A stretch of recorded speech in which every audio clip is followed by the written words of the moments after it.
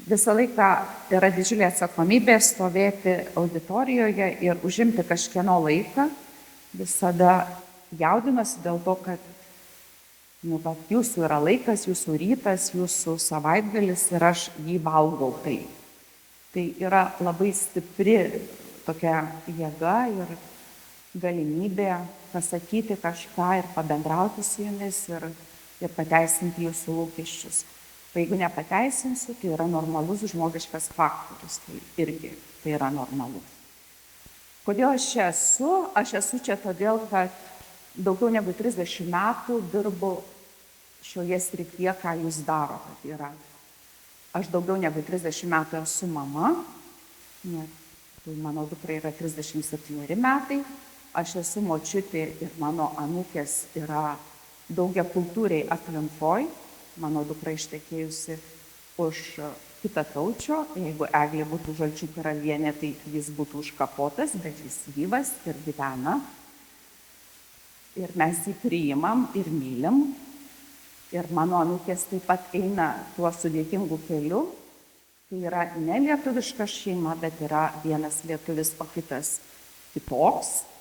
Ir jos turi išmokti lietuvių kalbą ir jų močiutė, arba kitaip vadinama babu, visam pasauliu kalba, kaip lengva tą padaryti. Bet tai nėra taip lengva ir man taip pat dingsta kantrybė ir aš esu verkusi ne vieną kartą. Ir tokia istorija, mano mažoji anūkė buvo pandeminė ir ji neturėjo babų darželio. Ir aš ją atsiskraidinau mažutę jau po pandemijos į Vilnių, kad išmokyčiau lietuvių kalbos. Ir aš esu Vilkaitė, Vilma Vilkaitė Vilkas, ir jos turi taip pat Vilkaitės pavardę, mano moterišką liniją. Ir aš ją parsivežiau į Vilnių ir 2 paras buvo su manim tyloj. Bet tokioj, ne tai kad draugiškoj tyloj, bet jinai buvo tokiam ignoravime ir neapykantoje. Ir tada aš ryte atsikėliau ir aš ją norėjau apkabinti, mes gulėjom kartu lovoj ir jinai mane taip atstūmė taip stipriai ir sako, tu kita. Ir aš taip pradėjau verkti ir aš iššokau iš lovos ir aš pradėjau sakyti į moralą lietuviškai, kad šitaip negali būti ir kad mes esame vilkai, vilkaitės ir mes turim šitą liniją ir man atrodo, jinai nieko nesupranta, bet aš kalbėjau kokią 15 minučių. Ir tada jinai išėjo iš lovos, apsikabino mane ir nuo to laiko mes tapom absoliučiai nuostabiausios draugės ir tiesiog tokioj vienoj, nežinau, lygiai ir galių ir meiliai baisiniai. Man atrodo, jinai galėtų viską dėl manęs padaryti ir jinai norėtų būti juodais plaukais, sakė, kai užaugs, nes jinai yra blondinė garbanota. Ir kad jinai bus maždaug kaip aš. Ir tai yra, iš tikrųjų, viskas yra apie emociją. Aš neplanavau šito pasakoti, bet kažkaip jis išniro man šiandien, žiūrint į jūs, ir dažnai man tai pasitinka, tai aš dalinuosi savo istoriją ir sakau, kodėl aš čia esu. Ir tas antras momentas yra, kad aš esu universiteto žmogus ir aš visą laiką, kaip tik po nepriklausomybės laikotarpio į Lietuvą pradėjo važiuoti kitakalbiai, arba tie, kurie ten gyveno ir nemokėjo lietuvių kalbos, arba studentai, kurie pradėjo atrasti Lietuvą ir pradėjo važiuoti į Lietuvą. Jie buvo irgi mano galioje ir aš su tokia energija ir su tokia jėga dariau viską, kad bet kuris žmogus, kuris nors kokį momentą, norą turi mokytis lietuvių kalbos, patektų į mano pinklės ir aš jį priversčiau mokyti lietuvių kalbos per galią, emociją, per istorijas, kurios yra susijusios su Lietuva ir kad aš užkrėsčiau. Ir aš esu labai laiminga, kad tokių užkrėstų žmonių mano gyvenime yra labai daug. Aš skaičiuoju tūkstančius, kartais man rašo kažkokie studentai, kad jie ten ir man yra beprotiškai gera, tai yra, niekada negalvojau, kad lituanistika yra tokia galinga, kai aš studijuoti nusprendžiau lituanistiką, aš galvojau, kad yra taip nuobodu, Bet aš pasirinkau lituanistiką galvodama, kad visą laiką studijuosiu mediciną, nes mano tėtis pasakė prieš daug metų, jis dabar amžinatilsį, kad lituanistiką turi dėstyti savi ir kad tai yra labai svarbu. Ir mane ta tokia pilietinė patriotinė jėga mane pagavo ir dabar atnešė čia pas jus. Ir ačiū, kad galiu dalintis su jumis šitą svarbę, nuostabę žinią apie lietuvių kalbą.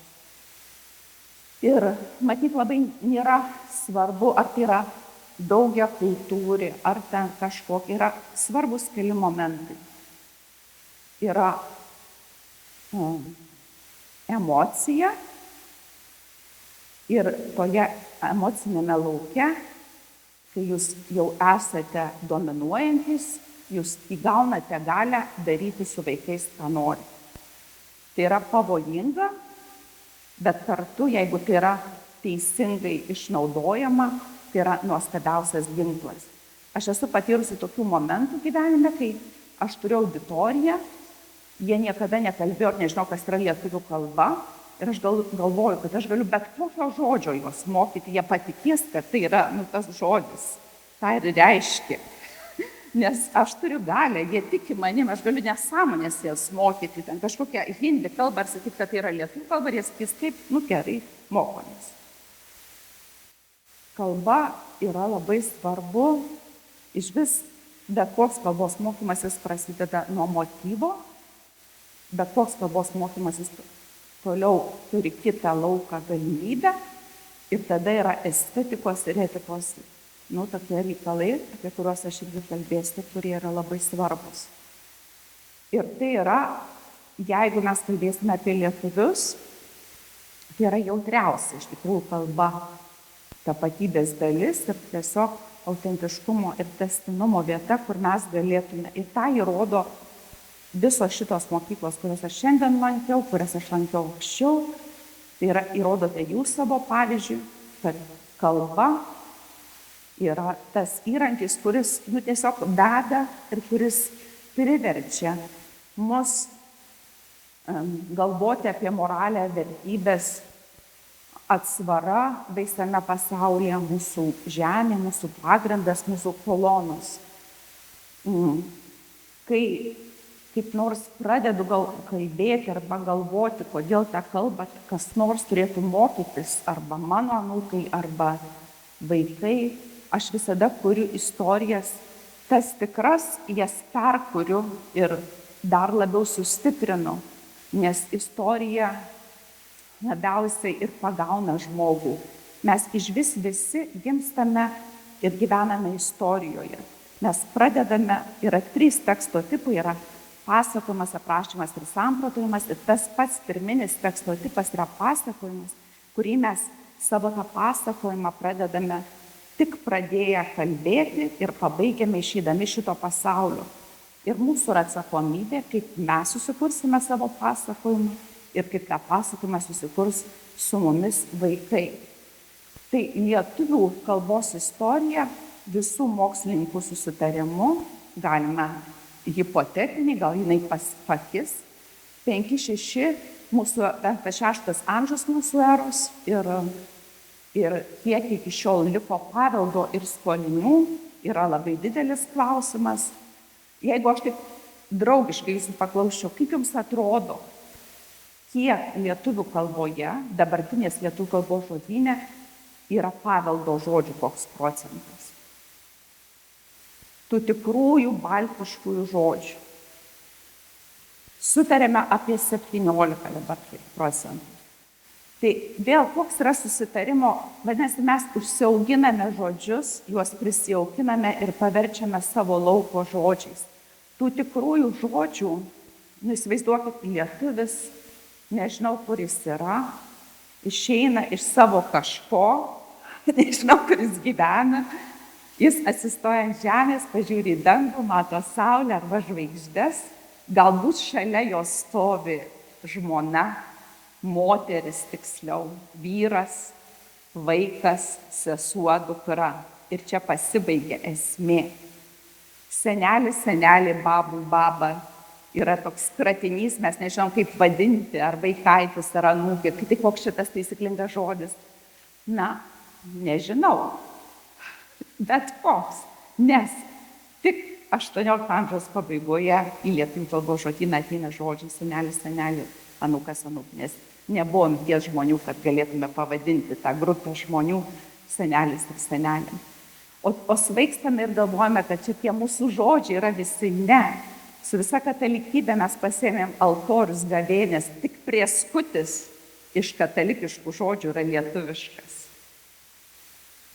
Prieskutis tas vadinamas kūčiukas, kurį vadina prieskas, kur iš vandens ir miltų. Daugiau viskas yra pavogta, pasisavinta, pasiskolinta, adaptuota. Tai kaip mes atsakome už kalbą, koks tai yra žaidimas ir koks mūsų sutarimas ir kaip mes kalbą adaptuojame į tai, ką mes turime branduolyje, yra labai įdomus procesas. Ir kiekviena karta, kiekvienas mokytojas atėjęs į šitą gyvenimą, kiekvienas tėvas ir mama yra absoliučiai atsakingas už žodžių kūrimą ir žodžių jaukinimas.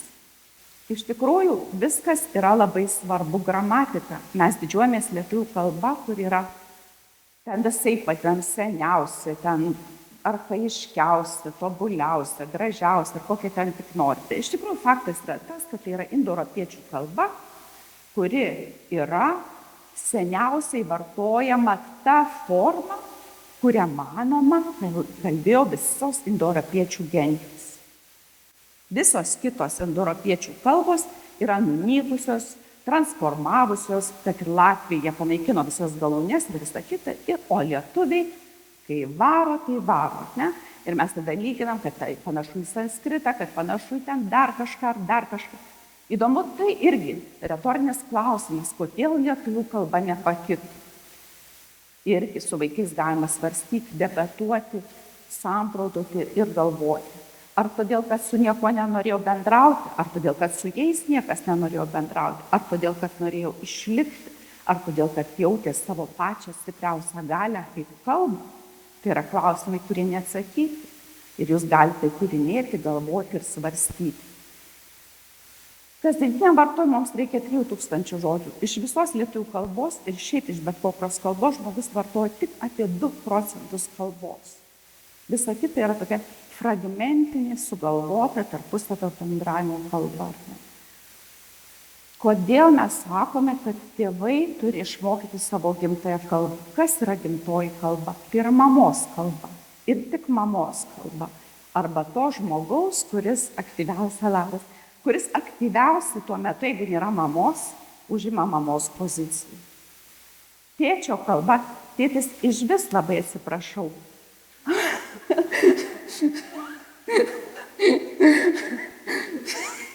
Galit. Tėtis išvis ateina į vaiko gyvenimą ties 7 metais, kaip labai svarbus ir lemiantis žmogus. Tai yra, taip yra, tokia yra gamta, tokia yra prigimtis. Mama ir vaikas gyvena viename kūne iki 3 metų ir tada jau po truputį pradeda vaikas nuo mamos atsiskirinėti ir jau 7 metų turi ateiti tėtis, o jo mama gali trali valį. Ir tėtis tada ateina ir sako, va čia yra pasaulis. Tu gali šok, važiuoti, ten ką nori daryti, taip? Taip, o tada mama gali gimdyti 2 vaiką. Arba 3, arba 4. Tai yra toks. Ir vis tik, kodėl mes sakom, kad yra gimtoji kalba, gimda, paveldėta kalba, tai yra mamos kalba, tai yra viso pasaulio susitarimas, ir jeigu versite kitas kalbas, tėčiai padeda, palaiko, maitina ir gelbėja, rodo pasaulį ir sako, tai yra, mama yra saugumas, tėtis yra drąsa. Tas yra labai svarbu. Tai mama moko saugumo žodžių, o tėtis moko drąsos ir pasaulio. Ir per žodyną mes atveriam pasaulį. Ir tik per žodyną mes atveriame pasaulį. Ir kai jau mano dukra sugalvojo tekėti, jinai klausė, kaip man rasti vyrą. Ir aš sakau, tu stebėk žodyną. Jei vyras turi žodyną, tai viskas bus gerai. Neturi žodyno. Next. Tai yra labai svarbu. Žmogaus pasaulis netaps fragmentiškas, jis taps fragmentišku, jeigu žmogus kalbės puskalbę. Jeigu žmogus turės savo kalbą, išvystytą kalbą, pabaigtą kalbą, jis bus pilnas emociškai ir jisai taps laimingas šitame pasaulyje, nes mūsų užduotis, mes ne tai, kad gyvename dėl to, kad gyvename. Mes turime savo motyvus ir tikslus ir esmė yra, norime būti laimingi. Ir viskas labai paprasta. O kad būtume laimingi yra, pirmiausia, mes turime mokėti kalbėti. Ir kalbėti tą kalbą, kuri yra paveldėta, kuri yra ašinė, prigimtinė, kurią aš suprasiu niuansus ir save galėsiu atskleisti ir parodyti save kaip asmenybę ar kaip žmogų. Kas atsitiko su tais vaikais, kurie išvyko į kitas šalis su savo tėvais, aš dabar nekonkretinu nieko, ne? Aš žinau tokių pavyzdžių ir žinau tokių psichologinių centrų, kur vaikai nesusikalba su savo tėvais. Nes tėvai nemokė, mama nemokė savo gimtosios kalbos, vaikas išmoko anglų, norvegų, švedų, suomių kalbą. Jis tapo paaugliu, jo intelektas susiformavo ir tada grįžo namo ir jis turi belenkiek problemų ir jam reikia mamos. Bet jis neturi kalbos, su kuria galėtų pasikalbėti. Ir čia yra svarbiausia, ir čia yra viskas, čia prasideda nelaimė. Ir ta laimė, kai jau intelektas susiformavo ir jeigu vaikas neišmoko gimtosios kalbos, jūs galite ką nori daryti, jūs nebeatstatysit. Trauma liks, jūs ją lengvinsit. Tai yra baisu. Bet su tuo kažką galima daryti. Žodžiai ateina ir išeina, o kalba lieka. Žodžiai ne plytos, iš kurių pastatytas kalbos rūmas, tai tik baldai. Kalbos sienos subyrėtų tik tada, kai pakistų žodžius jungiantys kalbos sluoksniai, garsai, galūnės, gramatinė sistema. Tuščia kalba nepalieka tuštumų. Jos pildomos ir suvokiančių nepasitenkinimo, pykčio, nesusikalbėjimo ir kaltės jausmų. Tai va tai, ką aš kalbu, ar ne? Aš neturiu žodžių su vaiku kalbėtis ir tada atsiranda šitos fainiausios emocijos. Pyktis, kaltė, kuri tęsiasi per tų vaikų naujus santykius, per šeimą, per jų vaikus, vaikų vaikus, tai yra tuščios erdvės.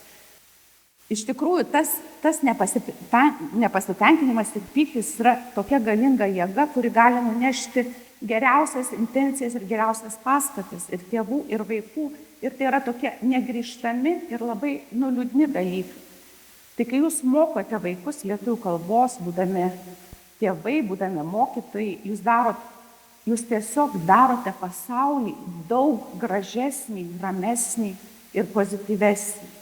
Mokėti gimtąją kalbą, nežinau, yra tas pats kaip vaikščioti, kaip miegoti, kaip kvėpuoti. Tai yra viso pasaulio, visų mokslininkų sutarimas. Ir kai dabar tikrai tiek daug psichologinių yra, psichoterapinių studijų, populiari psichologija, visi grįžta į vieną tą patį tašką apie susikalbėjimą. Ar ne? O susikalbėjimas gali atsirasti tik tada, kai yra žodynas ir kai yra strategijos. Šiandien su Kristina dar su kažkuo kalbėjome ir kas lietuvius, Kristina man atrodo sako, kad kaip Amerikoje atvyko lietuviai ir vakar mūsų ekskursija, tas siaubinga ta pradžia emigrantų, kuri matyt kažkokiu būdu vis tiek tęsiasi. Yra ir dabar tokių naujų istorijų, tokių sudėtingų ir sunkių istorijų. Ką lietuviai daro dažniausiai atvykę į kitą šalį, ką darė mūsų dipukai, kad tie pirmieji migrantai, jie siuvo tautinius rūbus ir dainavo. Ir čia ne šiaip savo tas yra dalykas, tai yra lietuvių kalbos esmė. Lietuvių kalba ir išvis bet kokia kalba iš tokių ratų susideda. Tai yra taisyklingumas, estetika, etika ir etiketas. Tai tas visas taisyklingumas ir ta visa taisyklė kalbos yra šitų ratų. Ir čia labai svarbu yra kalbėti apie kalbos etiką, etiketą ir estetiką. Tai yra, estetika yra kalbos grožis, etika yra kaip mes einame į bendravimą, į tą, kokiais žingsniais ateiname iki etiketo, iki to produkavimo, kalbos išskyrimo. Ir čia yra labai svarbu kalbėti, kaip lietuviai supranta estetiką, etiką ir etiketą ir kokia yra tos šalies kalbos etika, estetika ir etiketas. Ir kur čia mes galime išlikti savimi ir kur mes turime pereiti į tos kalbos, nes toje šalyje gyvename, etiką, estetiką ir etiketą. Šitos kodus mes turime taip pat atpažinti ir mokėti perjunginėti, nes kitaip būsime nesuprasti gyvendami kitoje šalyje, atmesti ir būti užribyje. Tai vadinasi, kai aš su savo kalba lietuvių gyvenu Amerikoje, auginu vaikus, aš turiu suvokti savo šitos visus kodus ir tos šalies, kurioje gyvenu, kodus. Ir tos kodus turiu mokėti sujungti arba išjungti, kai jų reikia.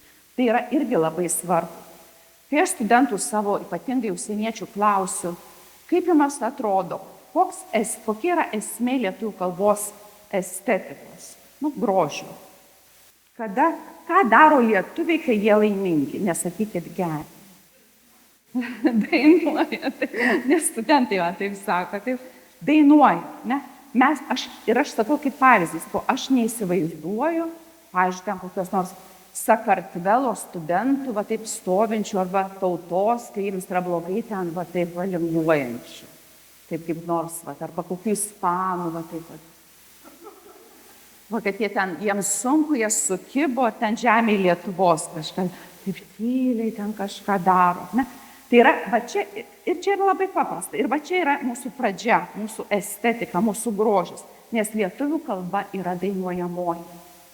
Ištaras ir prataras yra laisvasis.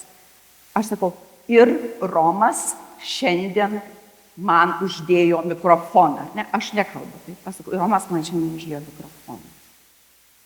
Romas šiandien man uždėjo mikrofoną. Ir Romas, susilies, ir Romas man šiandien uždėjo mikrofoną. Spiegiantys balsai, moterų arba vyrų, ne lietuvių reikalai. Jeigu kažkas kelia pakeltų tonu, gal labą dieną, mylimieji, jeigu va taip kas nors sakys, ar ne, tai jau yra, eik į kitą tautą, į Ispaniją arba Italiją, lietuviai kalba, va taip. Aš vadinu lietuvius pilkieji, paprastieji bandeliniai. Veidas neįdu. Aš kalbu ir sakau, labą dieną, kaip jums šiandien sakau. Ir tai nėra aspiracija, artikaliacija, ar ten dar kažkas. Mes kalbam visiškai lyguminiai, nėra kalnų. Tai yra tokia, mokslas, nėra jokių kalnų, mūsų estetika, mūsų etiketas. Galite pagalvoti, gal tik 18 amžiuje atsirado padėkos žodžiai lietuvių kalbos žodynų. Nebuvo juk dėkui yra pasiskolintas iš Baltarusių, ačiū yra sukurtas iš čiaudėjimų. Nebuvo, nedėkoju lietuvių. Gyveno vienas nuo kito labai toli.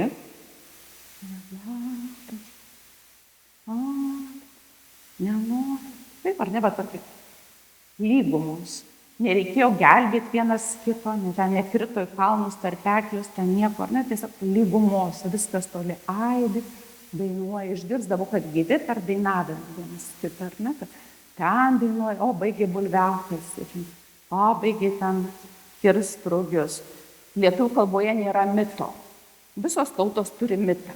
Žinot, kas yra mitas? Kalevala, aš esu mokytojas mokyti. Lietuviai neturi mitą. Turi dainų istorijas. Mes turime daugiausia dainų. Kas būsite Lietuvoje, nueikite Lietuvių kalbos institutą ir pasižiūrėkite, kiek dainų, darbo dainų, 50 lentynų. Darbo dainų, nežinau, ten, va tokių lentynų. Ten, nežinau, mėšlavežių, ar, nu ten, kas nori, dainų krūvos, kiekvieno darbelio pradžios, pabaigos, vidurio. Tada. Tai yra religinės giesmės, lietuviai pagalvokit, visą laiką buvo baltai, gamtos žmonės, ar ne? Tai jie tik vėliau atėjo, daug vėliau šitą katalikybę, visą kitą, už kurios mes Mes atėjom į katalikybę ypatingai, kodėl atėjo jūs, kodėl atėjote, tie, kurie išvykote. Todėl, kad yra ritualai, o ritualai sujungia į bendruomenę. Ir mums reikia kažkokio ritualo, kad vienodai kažkokias mantras sakytume, taip? Kad tas jaustume svarbus ir kartu kažkokioj bendruomenė. Tai mes neturėjome to mito. Ir tas mitas buvo mūsų dainos. Ir tos dainos tiek ištobulintos, kad ten galima rasti mitą. Nuo pradžios iki pabaigos mūsų visą istoriją, visą mūsų gyvenimą, skausmą, karą, norim. Kaip įdomu, ar ne, kitos tautos kuria mitus. Mes turime, aišku, Eglę Žalčių karalienę. Vakar mačiau, net vitražas yra. Kita kalbį mes užkapojom. Atėjo, nesvarbu, laimingas šeimoje, ne. Tik savi išgyvena, dainuodami kartu, ramiai, be jokių dėkavonų, nieko kančioj, vardės skausme, kartu vienas kitą paremdami. Todėl aš sakiau, susėskite, raskite savo kaimyną ir jie apsikabinkite. Vat, pavyzdžiui, jau asimiliavus, jau nerūpi bendruomenė.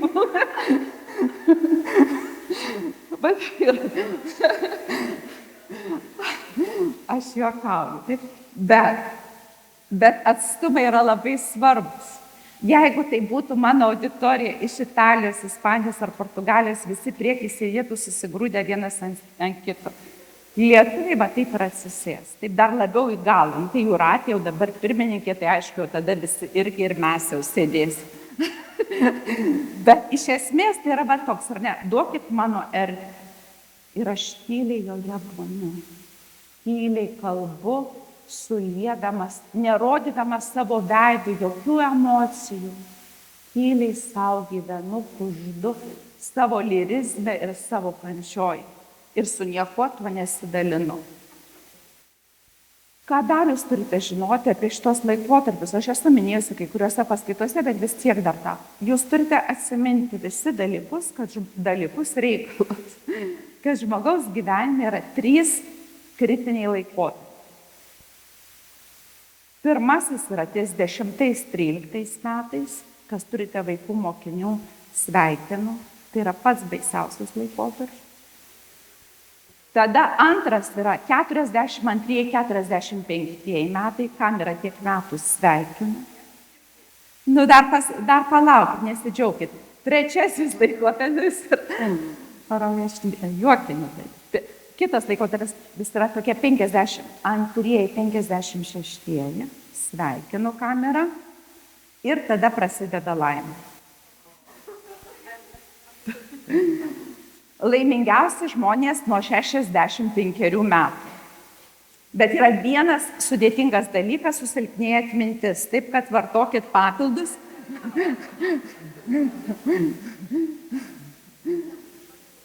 Dabar, bet tai čia yra viskam.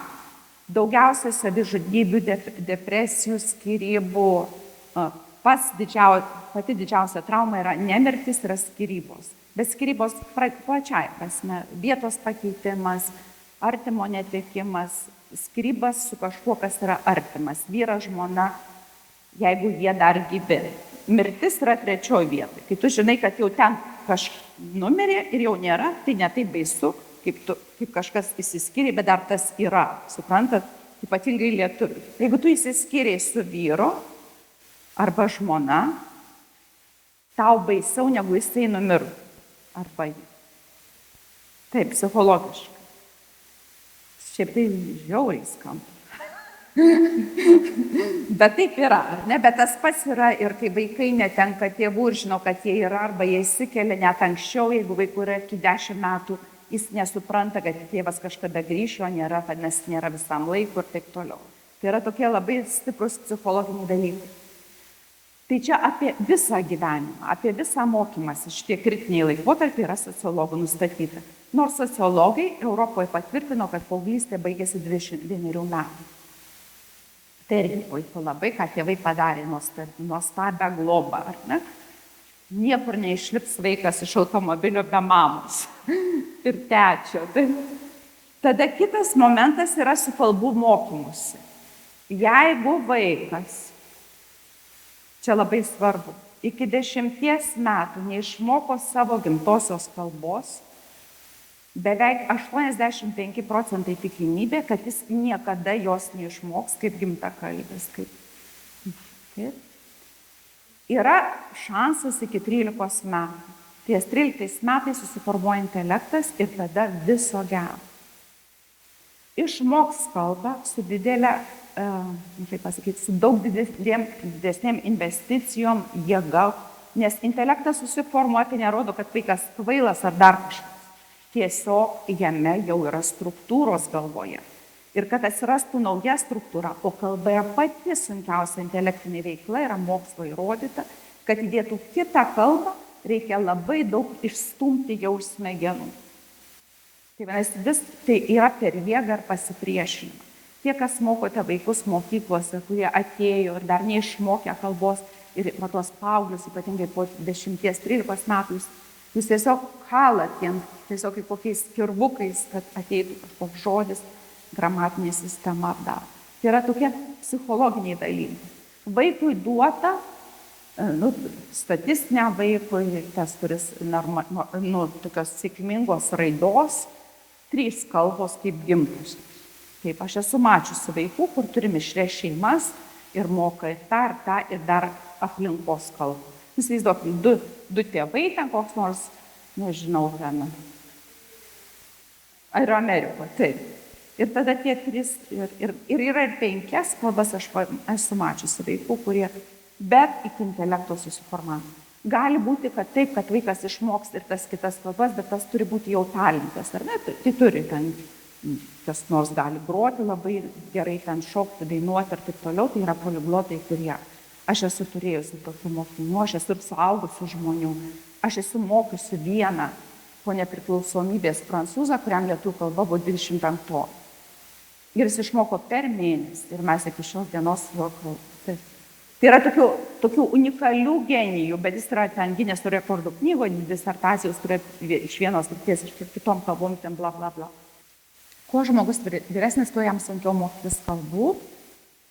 Antrosios, čia turėtų būti nuo 17-20 metų, prieš tai neįgijus kalbų mokymosi patirties atsiranda sunkumų, ypatingai va šitame laikotarpyje. Taip? Kalbą išmokti reikia atminties. Aišku, yra labai svarbu, todėl bet ir direktorė Goda rašo darbą, kaip mokyti žodyno įvairiais būdais, metodais, kaip pasyvų į žodyną, jeigu žmogus jį turi įtraukti ir jį aktyvuoti. Ir kalboje svarbiausia yra polinkis rizikuoti. Ir čia yra esminis dalykas, yra rizika. Kalbėti, rizikuoti. Lietuviam tai yra labai sunku tą daryti, nes lietuviai išvis bijo suklysti, kaltė, nes taip išmokė tėvai, tu turi, ten gerai viską daryti, taip? Visi turime šansų išmokti kalbą, tai mums duota, kaip mes tą duotybę elgiamės, tai jau mūsų visų individualaus kelias. Yra tokia filosofinė mintis, bet yra labai svarbi ir jinai su didelė atsakomybė kiekvieno iš mūsų. Kokį mes žodyną atsinešim ir ar žentas, ar marčia ateis jūsų šeimą pretenduojantį, jūs patestuosit ir sakysit dukrai arba sūnui, šitas geras žodynas gali būti tavo vyras arba žmona, arba sakysit puskalbė, prastas žodynas ir eik mokytis sunkiu keliu ir tęs gyvenimą toliau.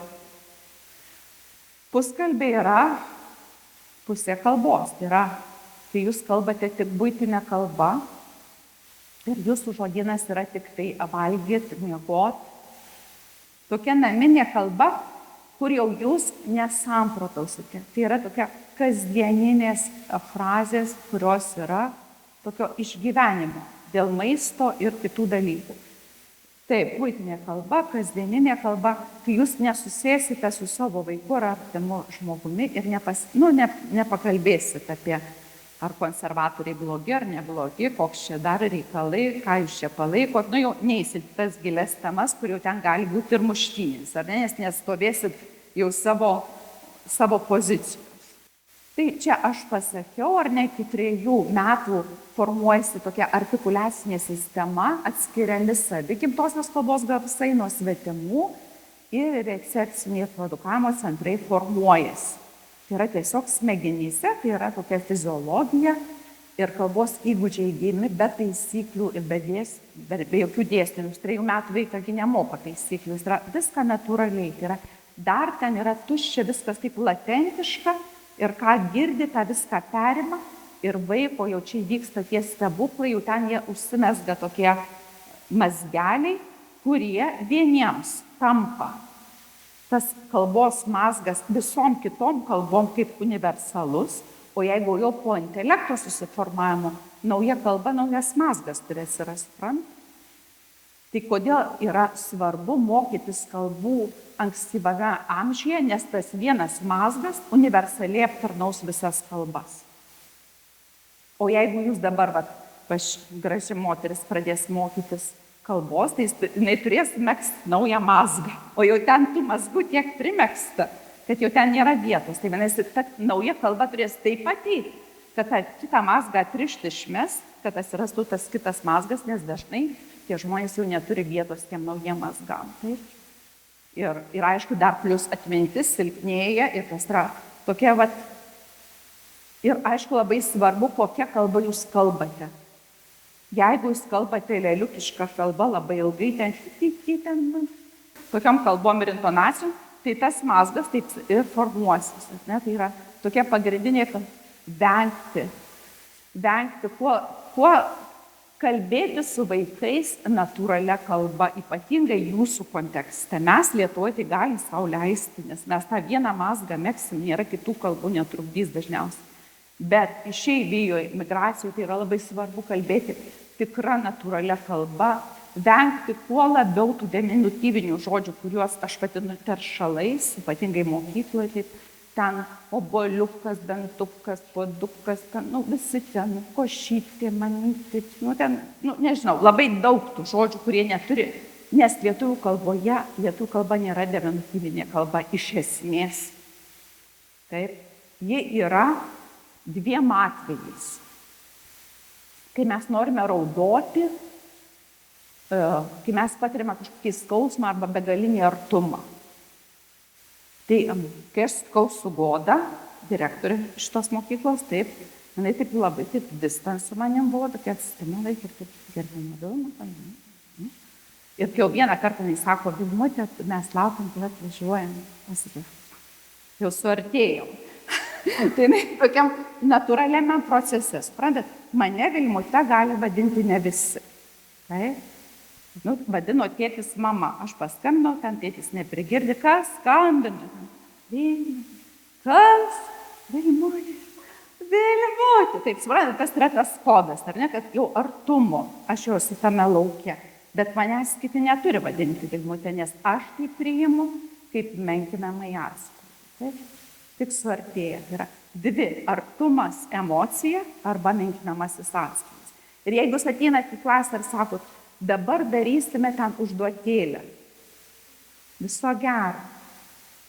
O ką aš jau tos užduoties negaliu padaryti, suprantate?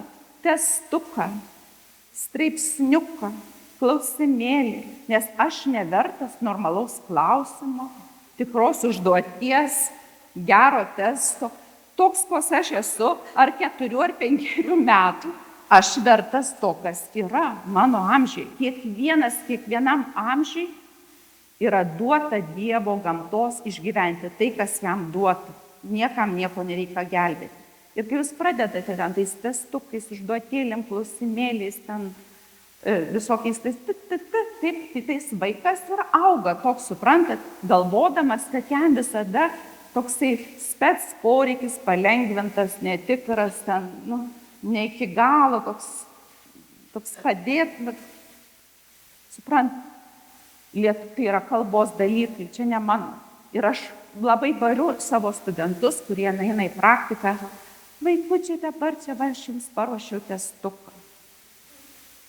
Tai paruošiu tą testą, tai, ir sakyk, testą paruošiau, taip. Ir čia tada tas atsiranda nepasitenkinimas. Ir ką aš matau, kaip yra mišrios grupės lietuvių ir kitakalbių, dabar yra tokių daug grupių integruojamų klasių. Stebiu vaikus, kad ir Vilniaus lietuvių namuose. Ateina mokytoja ir sako, kas ten pasiruošė atsakyti į klausimą. Ir aš kokie ispanus, itališkai, o lietuvis, aš ten ruošiau, gal ne iki galo, kažkaip dar čia. Suprantat, kad tas yra visą laiką ta savivertė, bet ta savivertė užauga per kalbą. Kokius jūs, kalba yra kodas, kaip aš ką girdžiu, man davė užduoti ar nedavė, man uždavė klausimą ar tik klausimėlį, taip, man uždavė testą ar tik testelį. Tai už karto tas toksai, kur mane ten paniurkti. Smegenys yra vietos vienam žodynui, mokantis kitų kalbų sudaro savotiškas tinklas. Tai va ta irgi toks gal svarbi labai frazė yra, bet tas mazgas esminis yra, bet tada tie tinklai mezgas. Tai tą išmokite, kad jeigu jau turite tokių vaikų, kurių iki intelekto neišmokėte ir nesuformavote, tai labai užjaučiu, nes dabar tą darysite naujų mazgų mezgimo būdu. Kas yra daugiakalbių žmonių kalbų centrus, ką galima pasakyti? Įvairių buvo labai tyrimų padaryti, ir tokių įdomių labai tyrimų galite patys ieškotis, jeigu užkabino, pasidarysite skaidrę, galite nueiti ir paieškosite, pasižiūrėti, kas tai yra. Bet jau įrodyta mokslo ir sutarta, kad vaikai, kurie moka ne tik savo gimtąją kalbą, tai yra mamos kalbą, paveldėtą kalbą, ir moka kitų kalbų, tie vaikai išgyvena daug geriau, lengviau stresus ir visokias psichologinės situacijas. Todėl, kad, kaip kad ir minėjau, lietuvių kalba arba bet kokia kita kalba, arba bet kokios kitos kalbos mokymosi procesas yra sunkiausia intelektinė veikla. Vadinasi, kodėl aš galiu paaiškinti tokiais konkrečiais pavyzdžiais. Mes mokome studentus lietuvių kalbos, tai yra užsieniečiai, kurie atvažiuoja į mūsų universitetą, Vytauto Didžiojo universitetą, į mano centrą lituanistikos ir tarptautinių programų. Pavyzdžiui, žiemos kursuose buvo 58 studentai, iš Pietų Korėjos buvo 14, iš Indijos, sanskrito, ten lygina kalbas, kuria ten Japonija, Aja, kuri yra unikaliausia Lietuvoje, pasiekit ją, neverčia Salomėją Nėrį, Maironį iš japonų kalbos lietuvių kalbą, buvo knygų mugė, nuostabi, unikali. Aja turi specialių poreikių, jinai yra šiek tiek turi autizmo ir jinai sako, aš pasirinkau lietuvių kalbą, nes kai aš atvažiuoju į kitą šalį mokytis kalbos, aš tarytum išeinu iš savo to autizmo kažkokio spektro, nes aš savo šalyje tokia uždaryta, o čia lyg ir savaime, bet aš kažkaip galiu išsivaduoti ir būti, aš vis tiek keista. Tai čia Lietuvoje, jeigu aš būsiu keista, tai nes aš ir taip keista, suprantat, aš perduodu tiesiog, ką jinai pasakoja. Ir jinai mokėsi lietuvių kalbos kokius 6 metus, vyko pas mus į kursus, Vytauto Didžiojo universiteto, tai Vilniaus universiteto, ar Klaipėdoje buvo. Konkretus yra daugiau tokių konkrečių pavyzdžių, ką aš kalbu apie ją. Ir jinai labai ilgai buvo A2 lygyje. Kokius 3 metus. Taip tam A2 lygy. Ir aš sakau, jau Aja, tu turi eiti į B1, į savarankišką vartotoją. Jis sako, negaliu. Sako, tiesiog psichologiškai negaliu. Ir vieną vasarą jie atvažiuoja. Suknelė, raudonos lūpos, paleisti plaukai. Sako, aš B1. Tai yra, vadinasi, kad tu išeitum iš to dar priklausomo vartotojo į savarankišką vartotoją, tau reikia viską pakeisti asmenybei. Tai yra kultūriniai dalykai. Ir kai man kas nors pasakoja apie nekokybiškus testus, ir kad B1, B2 yra istorijos ir kultūros Lietuvos pridėta, kurių ten nežino realiai, o sakau, viso gero, skaitykite bendruosius Europos kalbų metmenis. Nei anglų kalbos, nei prancūzų, nei portugalų, nei ispanų, neišlaikysite B1, B2 lygio be istorijos, kultūros ir kitų dalykų. Tu turi ateiti jau su visa kultūra į tą savarankišką vartotoją. Tau tik žodyno paprasto neužteks. Tau reikia visų realijų. Ir kad tu tą paimtum į savo asmenybę, tau jau reikia ją ir transformuoti. Žmonės pasikeičia, įsigydo ligas. Yra toksai Lozanovas, Bulgarijoje, labai garsus psichoterapeutas, psichiatras, jis tai psichiatrinėje ligoninėje. Kažkas kalbininkai gal ir žinote jį, galite pasiekti, jis tai tokį suggestatyvį, tokį įrodinėjimo, apsimetinėjimo metodą taikė. Ir jisai pradėjo gydyti psichinėmis ligomis sergančius žmonės, mokyti kalbų. Bulgarus yra bulgaras. Aš buvau jo stovykloje Ir ten yra, tu apsimetinėjai, tu nebūni savimi. Tu išeini, sakai, aš esu ten kokia Angelė, balerina, ten gyvenu Monake, ten turi vyrą, kokį nors Sebastianą, nežinau. Sebastianas yra architektas, mes ten gyvenam ten ir ten. Aš nekalbu apie save, aš išsivaduoju iš savęs, suprantat, aš išeinu. Bet jeigu aš tik grįžtu į savo asmenybę, man yra trikdis kalbos, aš nerimauju. Aš matydavau tokius žmonės, kurie laikydavo valstybinės kalbos egzaminus, aš esu dalyvavus 15 metų po nepriklausomybės, kai rusakalbiai, lenkai laikydavo egzaminą, taksistai, gamyklos, Vilmos visa gamykla ir visos kitos gamyklos. Tie žmonės ateidavo ir jie kalbėjimo užduotis, papasakokite apie save. Aš ten visi skyriu, ten kažkas numerį. Aš suprantu, žmogaus tas emocija jam trukdo kalbėti.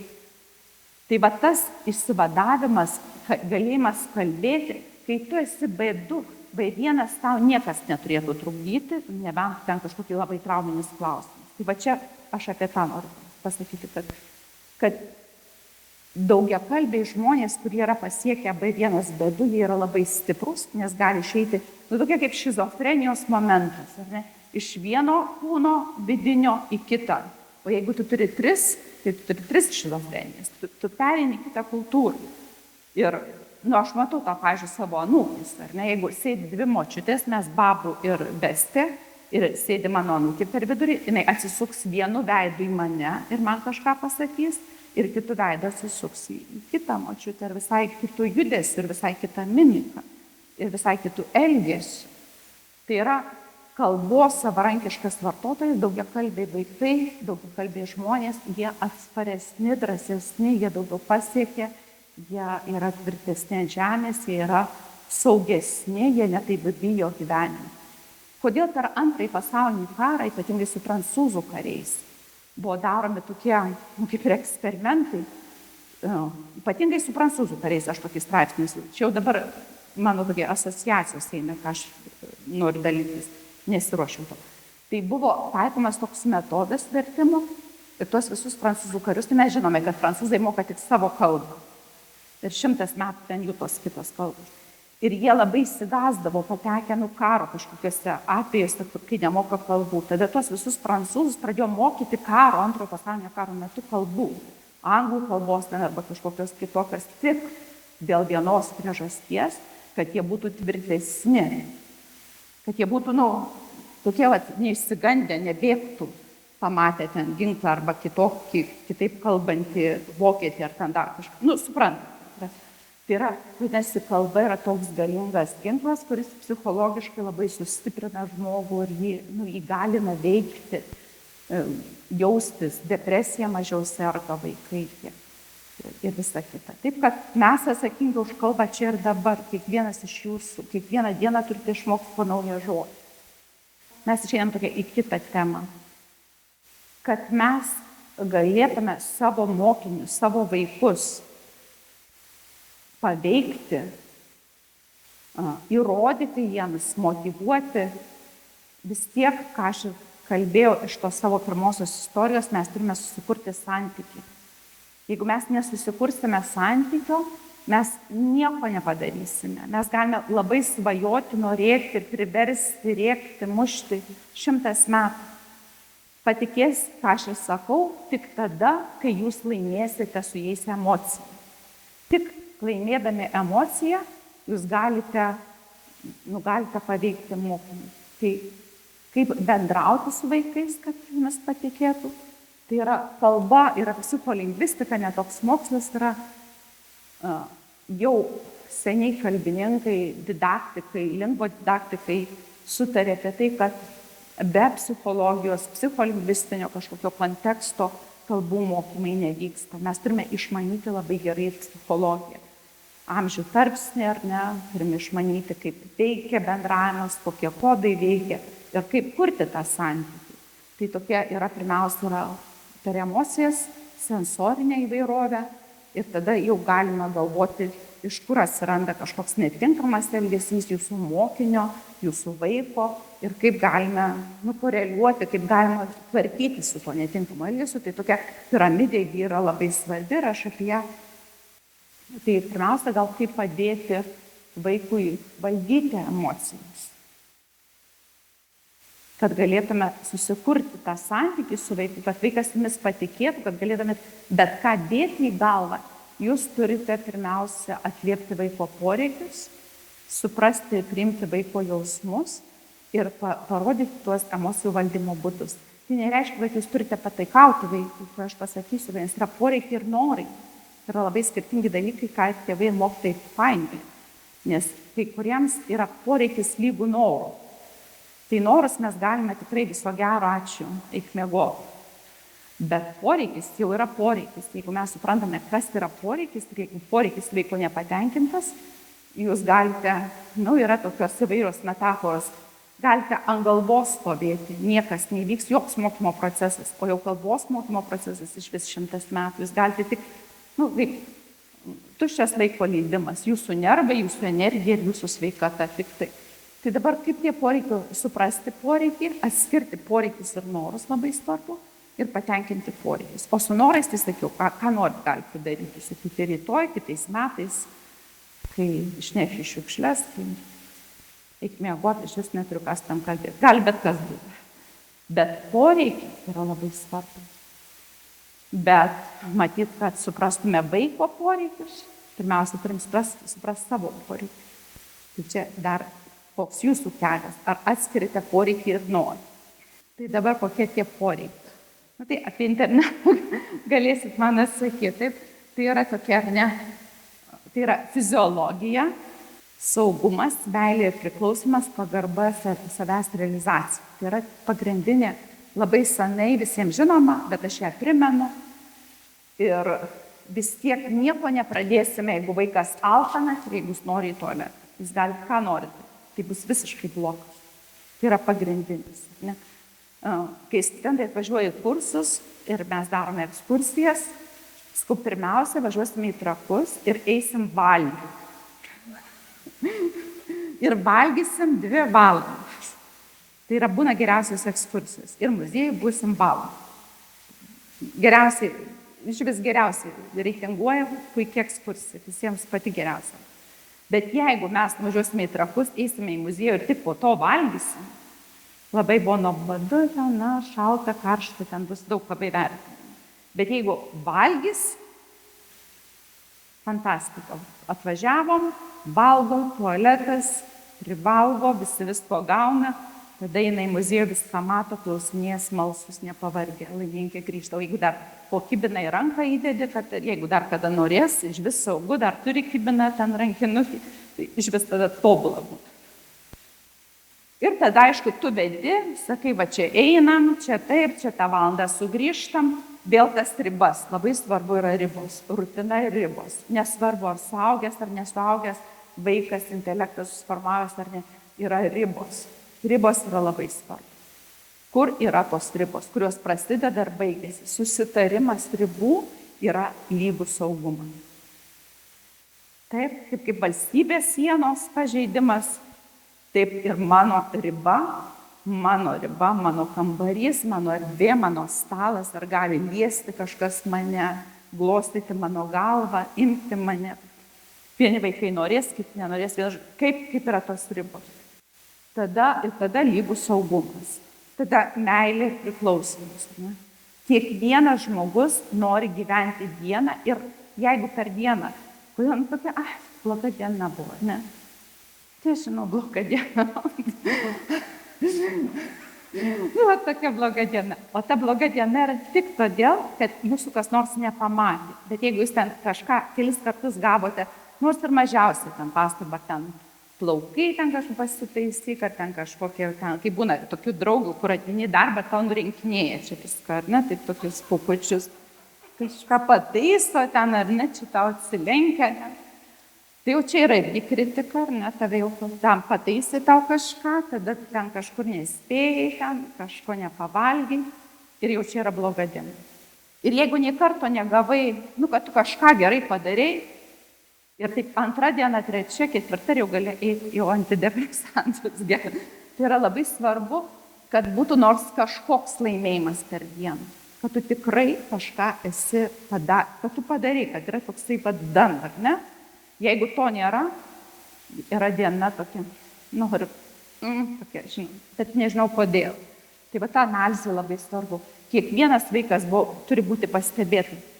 Aš irgi vakar kažkaip, kai sėdi gale, ar aš ten žiūrėjau tas pamokas, ir yra, kad ten kažkas kelia tą ranką ir niekada jo nepamato, ar ne?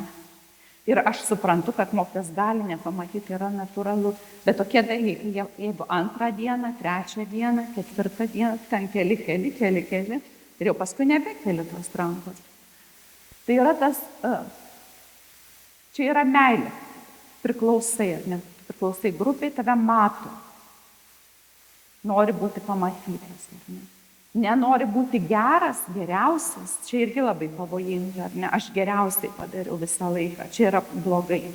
Tu gali būti ir pamatytas, kad jeigu ir kažką ne taip padarai, bet pamatytas ir pasakytas, kad turi galimybę iš to išeiti, ten geresnis būti ir taip toliau. Tas yra labai svarbu, nes tai yra pagarba. Žmogaus orumas yra svarbiausias dalykas. Ar ne? Mes galime daug ką iškentėti, bet jeigu tik paliečia mano orumą, man jau karšta ir aš noriu verkti. Aš verkiu, dėl pykčio arba kažkokio liūdesio, tada, kai paliečia mano orumą. Tai yra toks labai stiprus dalykas. Ir aišku, savęs realizavimas yra, kad man leido, kad aš kažką galėjau padaryti ir padaryti, kad tai yra naudinga kažkam. Nebūtinai labai gerai, nebūtinai geriausiai, bet aš tiesiog padariau. Ir tai yra dangatas. Labai visi kalba apie verkimą. Prisipažinkit, kas man šiandien pasakoja apie verkimą. Aš. Tai yra verkimas yra labai gera nauda. Verkiantys vaikai, besikeikiantys vaikai, yra patys geriausi. Vyrai, kas turite verkiančias moteris, yra fantastika. Jeigu neverkia, darykit kažką, kad pradėtų verkti. O jeigu neverkia jūsų vyrai, tai irgi turit kažką daryti, kad jie neišeina. Dabar kokia atstatyti cheminių medžiagų balansą. Taip, išverkiam. Įsikrauti fiziškai. Taip. Ir mažiau serga aupomis, kolitu, visom tom psichosomatinėm, astmom, alergijom ir visa kita. Tiesiog tie, kurie moka gerai nusiverkti žmonės. Taip, toliau. Čia mokslininkai, kaip sako. Ateina palengvėjimas ir nusiraminimas, atsistato pusiausvyrą. Gerina emocinę sveikatą. Ligos šaltinis yra ne pati trauma, bet nesąmoningas, užslopintas beviltiškumas, kad negali išreikšti dėl ko kenčiam. Dėl ko kenčiam. Tai yra. Verkti yra gerai, ar ne? Tai yra kriokti. Kas lietuvių tokia introjektinė mūsų kultūra tokia, ar ne? Kad berniukai neverkia. Mergaitės mažiau, kaip ten sakydavo, aš girdėdavau aplinkoj ten tą žodį M-I-Ž-T-I, ar ne? T-I. Žinot tą žodį, girdėjau kažkur, mažiau M-I-Ž-T-I, arba ten nusisos, ar kaip ten, ar ne? Tokia panieka, ar ne? Tai yra tokia introjektinė, mes augam, tai turi būti visada sukaustyti. Ir aišku, čia ne tik kodėl to šeimoje taip atsirado, todėl, kad atsirado dėl paprasčiausių dalykų, todėl, kad mes okupuoti, todėl, kad mūsų tokia istorija, todėl, kad mes išmokome nerodyti emocijų, todėl, kad nerodydami emocijas mes išliekame orūs stipri, orumas yra svarbiausia savybė. Ir tie visi kultūriniai dalykai yra tokie stiprus, kurie atnešė iki šiandienos ir išeiti iš to yra labai labai sunku. Vakar skaičiau straipsnį, kad Kirienuose, mano rajone, aliarnas paaugliai žudosi arba bando žudytis nesustodami. Lietuva pirmauja savižudžių Europos pirmose vietose, ar ne, vaikai paaugliai šaukia į tas upes, vieni paskui kitą. Tai yra tokie atėję, tai sako, nepaliekė mūsų sovietinį ten tą kultūrą, tie introjektai išnyko. Vieni išnyko, jie yra tokie stiprus, kad net ir nauja karta, nauji tie vaikai, naujos jaunos šeimos, jie vis tiek yra tame stipriame labai kultūrinėme lauke, aišku, kas yra tas verkimas, jeigu mes verksim, dabar Jūratė verkia ir verkia visą paskaitą. Tai yra jau truputį per daug, ar ne? Turi būti kažkoks posmas, paverki ir taip gerai išsiverki ir pabaigi, ar ne? Tas yra saikas, pradėjai ir pabaigi. Tai tas yra labai sudėtinga emocijų atpažinti, suprasti, bet paprastai mes, dėl ko tas viskas atsiranda, dėl to, kad mes nesuprantame savo kažkokio poreikio, mes jį nuslepiame, atidedame ir išeina viskas tokiu galingu sprogimu ir mes tų poreikių visą tą sovietinę kartą, kur močiutės, mamos, tėvai, dėdės, tetos mums kalė, mes vis tiek ateiname su tuo ir net nepastebime, kad mes juos turime. Nesąmoningai sukaltus per visas kartas dainas ir ką tik tai norite. Į mūsų sudėtą tokią pasąmonę, į mūsų žievę. Ir išeiti, truputį atsipalaiduoti ir susivokti. Bet koks patarimas? Stebėti save ir stebėti vaikus, suprasti, ko aš dabar noriu, norėjau, norėdavau. Čia ir dabar, ne rytoj, ne į priekį. Bet šitam momente yra svarbiausia gyventi dabar. Va šitą išgyventi momentą, aš dabar sėdžiu paskaitoj, klausau Vilmos Leonavičiūtės, gal man ten nepatinka, tada aš galiu išeiti su savo mąstymu į kažkokią kitą temą, pasimėgauti arba išeiti, išgerti kavos ar dar, nes nekentėti. Tas kančios momentas, kuris Lietuvai užkrautas, yra labai galingas ir mes beveik negalim iš jo išsivaduoti. Tai tikrai labai linkiu verkti ir mažiau kentėti. Kas padeda tą kurti emociją arba sumažinti įtampą, kas gali padėti kurti santykį. Tai yra fizinis kontaktas, gilus ramus kvėpavimas, emocijų priėmimas, stiklinė vandens, gamtos stebėjimas, fizinis judėjimas, muzika, juokas ir žaidimas. Tai yra tokie dalykai, kurie visada gali, kurie išgelbėtų pasaulį, kurie padėtų išgelbėti pasaulį. Ir jeigu man kas nors nutinka, ar ne? Dabar aš dalinuosi savo tokią asmeninę istoriją. Prieš 1,5 mėnesio aš palaidojau mamą ir aš gaunu įvairiausių žinučių, ar ne? Ten, kokios tos žinutės buvo ten? Ten palaikau tave, Vilma, ten, na. Bet būna tokių žinučių. Vilma, tu viską padarei. Tu padarei dėl savo mamos viską. Tu ten neišgyvenk, jeigu kažko nepadarei. Gal ten netu, ir man tokių prirašo. Tai fainai labai, ar ne? Tai aš nepadariau kažko, ar ne? Bet tas, kai tau uždeda kaltės kažkokį jausmą. Ir aš galvoju, jeigu žmogus negali ateiti ir manęs apkabinti ir sakyti, Vilma, aš su tavim, tai nerašykit man tokių žinučių.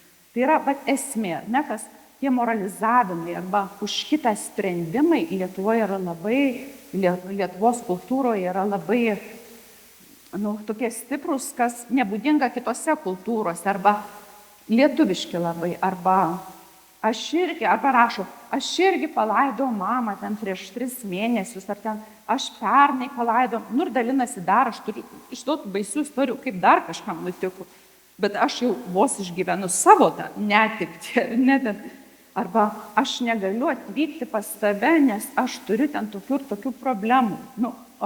Sveikinu, bet aš dabar vos kaip panausiu savo kontekste. Tai palaikymas yra suvokimas, kaip aš turiu palaikyti ir koks žmogui poreikis.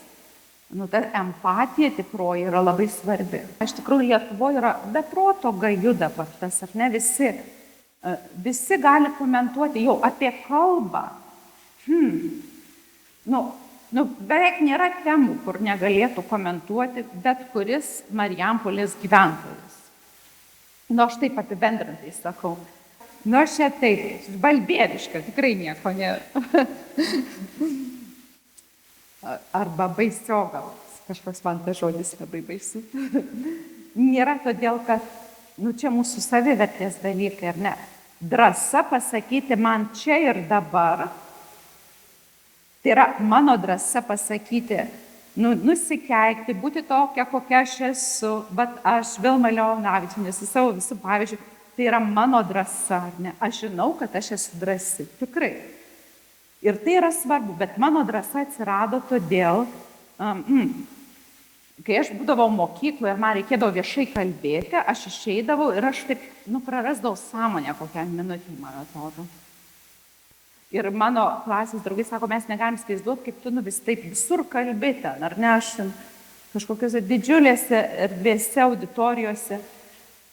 Tai yra, sakau, apie savivertę ir apie mano drąsą ir stuburą. Kol aš netradau savo savivertės ir nepatikėjau savim, su manim to neatsitiko. Ir gali būti, kiek nori metodikos, kiek nori ten tų retorikos pamokėlių, kiek nori seminarų, 100 metų. Viskas yra apie jūsų savivertę.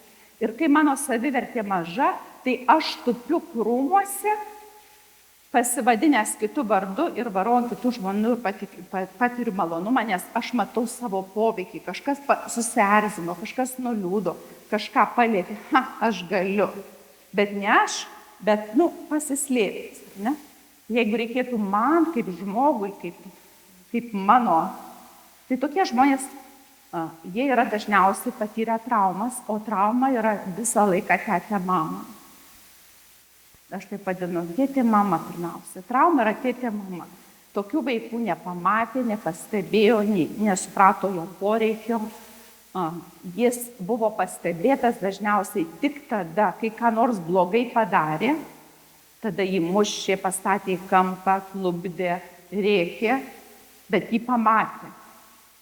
Tai tie rėkiantys tokie isteriški vaikai dažniausiai prieš tai nebūna pamatyti, jie kažką daro, sudaužo, sviedžia, tada juos pamato ir jiems yra, mane pamatė vis tiek.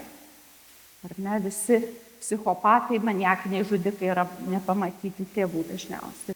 Ir tada kitas momentas, tas yra nepamatė, arba iš vis niekada nepamatė, aš buvau tuščia vieta ir tada aš dariau gerus darbus, aš tikrai labai ilgą laiką buvau, tokia Vilma labai pirmūnė. Visa geria. Ir tada mane mama sako, aš einu dabar į tėvų susirinkimą, nes aš žinau, pasakys, kas geriausia buvo klasiai. Vilma. Ir aš ten, Dieve, aš paskutinių, ten 3 gauni verki, aš negeriausia, nes tave mama pamatė tik tada, kai tu buvai geriausia. Tai pamatyti vaiką, kai jis tik geriausia ir tik blogiausia, yra baisiausia, ką jūs galite padaryti. Tai jūs turite pamatyti per vidurį.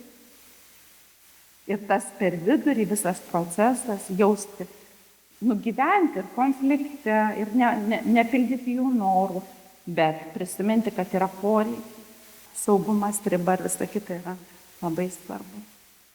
Tai tie, kurie komentuoja, yra trauminiai. O trauma dažniausiai ateina iš tėtė mama vaikystė. Ir jeigu mes iki intelekto susiformavimo kažką padarėm, ką aš miniu, nepatenkinom poreikių, nepastebėjom to vaiko, labai sunku. Įdomiausia žmogaus raidoje ir psichologijoje, kad tu negrįši niekada į amžiaus tarpsnį. Jau ką padarai yra viskas. Tu gali tik socializuoti ir truputį kažką gerinti. Bet ta trauma vis tiek ateis iki terapeuto kėdės, jeigu jis yra sąmoningas. Tu negrįši, jeigu tu mama nebuvai su vaiku 3 metuose sulipus, tu jau nebegrįši niekada į tą 3 metus. Tu gali stengtis, bet jau viskas praėjo. Bet tas yra, kodėl kalba visi, tas yra žmogaus raidoje, yra baisiausi dalykai, kurie yra negrįžtami. Ir jeigu jūs žeminot paauglį, jį visaip orumą jo menkinote, jūs jau nebegrįšite 20 metų pas tą vaiką ir sakys, o dabar einam, pakartosim tavo 13 metų, nepakartos. Jūs galite dirbti, aišku, yra daug visokių būdų, bet trauma lieka. Tai yra visų psichologų sutarimai. Ir tie, kurie sėdi ir komentuoja, tai su jais niekas ir nepagerino nieko. Jie niekada nenuėjo pas tą terapeutę iš tos baisogalos, jie nenuėjo iš to balbieriškio. Jie tik tai gali sėdėti ir kažkur ten dubosinti visą laiką. Ir tik tame jausti gali, kad aš galiu kažką. Čia tik pirmiausia visas pasaulis prasideda aš, mano stuburas ir mano kolono vilkai. Tada antras aš ir tu. Ir trečias etapas aš ir mes. Nieko, jokio pasaulio niekada niekur nepakeisite. jeigu nebusite aš. Pirmiausia, aš taip gal, aš. Tai komentatoriai nerašo aš, jie rašo ką. Kažkas kažkur kažką, mes arba dar kažkokioj grupėje, ar ne? O jeigu aš, ką aš žinau, ką aš galvoju, ką aš jaučiu, ką suprantu ir kaip, tai irgi, pirmiausia, aš jaučiu per visą savo kūną, aš suprantu ir aš tada transliuoju, išnešu. Tik va toks kelias ir jūs kaip ir į vaiką turite žiūrėti. Yra vaikų tipai, dėmesio siekiantys vaikai ir aš čia tokių padariau situacijų, jas išspausdinau, jūs galėsite pasidalinti, kaip galėtų atrodyti tokie tipai vaikų. Dėmesio siekiantys, pasiduodantis ir jėgos atvejais. Yra pagrindiniai tokie tipai vaikų, kurie tam tikrose situacijose, kurie ten visą laiką kelia ranką, ar ne? Tai čia nieko gero ir tai gali būti dėmesio siekiantis vaikas. Tada yra tas aš vis tiek ten, aš vis tiek. Tai čia tas yra pasiduodantis ir tas aš jau padariau. Tai čia irgi. Jie yra, jeigu jie viskas su jais gerai, bet jeigu jie tik šitas elgesys dominuoja, tada reikia kažką su to daryti ir aš čia yra tokių padaviau situacijų. Tada yra dar, tu visada neklausai, baig iš karto, kodėl tu taip vėl pasielgiai, nustok verkti, čia nėra ko. Jei tu dar kartą tai padarysi, bausmė tau garantuota. Nesiginčyk su manim. Tai čia aš šitas visas frazes paverčiau normaliomis frazėmis, tai jas išmokit atmintinai ir rytoj ateikit man pasakyti. Pavyzdžiui, tu blogas berniukas. Tu sakai ne apie asmenybę, bet apie elgesį, suprantate? Tavo va šitas elgesys. Nes jeigu tu sakai, tu va bloga, tu visą vaiką iš karto nurašai. Tu kalbi tik apie tą konkretų atvejį, ką jis tada padarė, tik jį komentuoji. Jei tu neišmoksi lietuvių ten kažkokių namų darbų, tau bus blogai.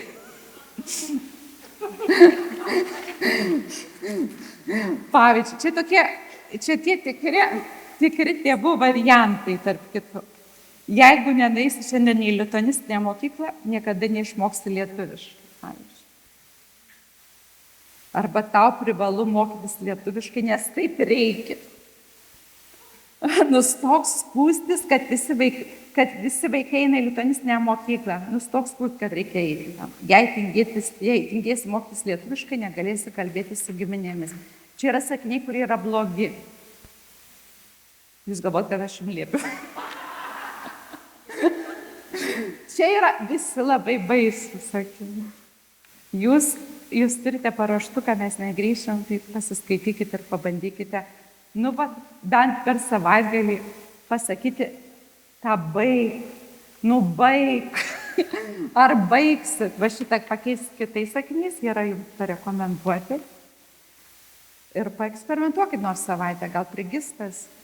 Svarbiausias patarimas ne vaiką visą ten čardžint, suprantat, bet jo kažkokį momentą, aš tave vis tiek, tu man pats, bet va tik šitas tavo, suprantat. Tai va, turėsit šitų ir dar norėjau pasakyti, ir jau baigiu tikrai, nes žinau, bet aš įsijaučiu, va, ką reiškia trauma mano, ar ne? Yra 8 elgesio modeliai žmogaus. Visi meluojam ir visi sakom tiesą. Tai yra žmogiška, tai yra natūralu, tai yra prigimtis. Visą laiką sakyti tiesą neįmanoma, meluoti visą laiką irgi negerai. Ir tada meluoja, turėdamas gerų ketinimų ir turėdamas blogų ketinimų. Ir tada aš tiesos ir melo situacijos, ir visos 8 situacijos yra taip pat aprašytos. Tai aš apie jas irgi nekalbėsiu. Pasižiūrėkite jas ir, kažkaip pareflektuokite, pagalvokite, gal mažose grupėse galite jas su savo artimaisiais ar bendražygiais ar mokykloje pareflektuoti. Tai tokia pabaiga būtų mano, visos 8 situacijos yra išrašytos.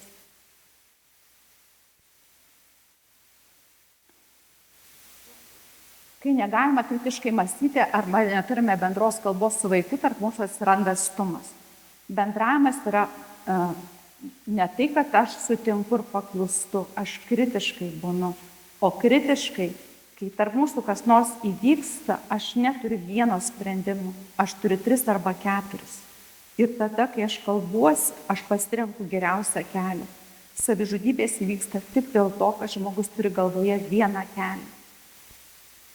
Baisiausi dalykai vyksta galvose tik tada, kai žmogus susiciklina ties viena teorija. Žmogus turi galimybę per kalbą į pasaulį žiūrėti kritiškai ir turėti kelis variantus. Ir atėjęs iki sunkumo arba problemos, dabar va šitas gerai. Va čia yra esmė. Ir be kalbos nieko nebūna. Linkiu kalbėti, susikalbėti ir mylėti vienas kitą. Viskas.